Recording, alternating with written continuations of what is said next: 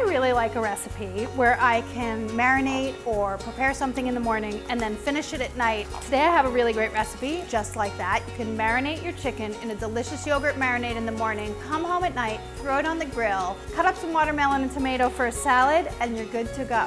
What do you think? You want to try it? The first thing that you have to do is chop 8 cloves of garlic, and that's the hardest thing that you're gonna have to do for this whole recipe. So smash and peel some garlic and then chop it up. You could use a garlic press, and actually I think that that would work really well because then there wouldn't be any little bits of garlic on the chicken when it's grilling, and that can burn. Okay, good enough. Over here, I have a Ziploc bag with 6 chicken breasts, boneless, skinless chicken breasts, and I'm gonna make my marinade right in the bag with the chicken breasts. 2 cups of Greek yogurt. It could be regular yogurt too. It doesn't have to be Greek. That's fine. Salt, 1.5 teaspoons. Pepper. And then just mush it all in there. Close up your bag first though. You don't want to make a mess. And then mush the marinade part together first so it gets nice and mixed, and then rub it all over the chicken in your closed bag.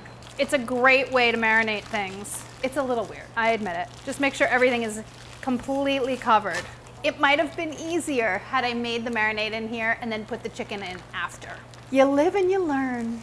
In fact, that's what the recipe says, but I didn't do it that way. Why? I didn't want to touch chicken, that's why. It's like giving the chicken a massage. Once it's all massaged in there, then refrigerate it for 8 hours. I just remembered why you're supposed to make the marinade first and then put the chicken in. Because if you want to, you can serve some of the marinade as a sauce. And I didn't do that, so I'm not gonna get to have a sauce on my chicken, but this has been marinating for 8 hours. I have a grill preheating. It's on a medium high. Oil the grill. It's definitely hot back here, so I'm gonna start back there. Wipe off marinade onto the grill and cook it covered until they're cooked through. Depending on how thick they are, the cooking time can vary. It should be like 4 minutes per side for a small one, or about 8 minutes per side for a bigger one. While they're cooking, you can make your salad. Watermelon and tomato salad, delicious. I need a half a watermelon. This is a seedless watermelon.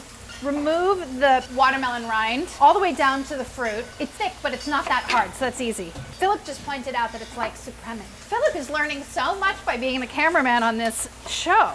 Aren't you, Philip? Yes, I am. Yes, I am. Remove all the rind and then just cut it into slices. Have you ever had a watermelon and tomato salad? It's so delicious. The sweet of the watermelon and the sort of acidic sweetness of the tomato is so great. The smell is so fresh. I love it. And then you can arrange it on a platter. You may not need all of it. I guess it kind of depends on how much watermelon you want to eat with your dinner. But the freshness of the watermelon with the tangy yogurt marinade on the chicken is really a nice combination. So, if you're not used to eating fruit, you're savory, just give it a try. Once they're flipped, you just cook them on the other side until they're cooked through. 160 in the thickest part.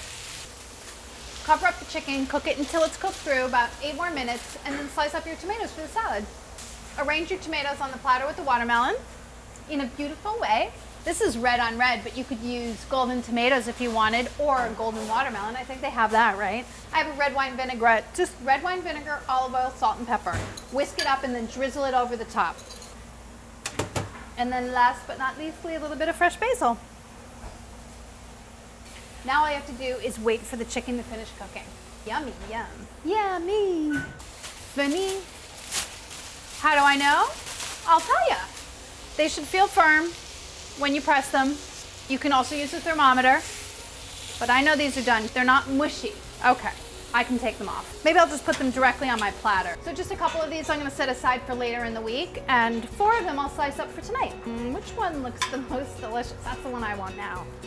Just slice it up for your dinner. Properly cooked chicken should be juicy and moist, but completely white throughout. There shouldn't be any pink. See, that's juicy, but no pink? That's lovely. Each one of these breasts serves, I don't know, I would say you could probably serve 2 people if they're little, but if you're really hungry people, 1 per person. And then they can go right on a platter, and then you can serve them side by side. Chicken sliced, salad is made, bring out beautiful platters of food for everybody to enjoy, and make the most out of your summer.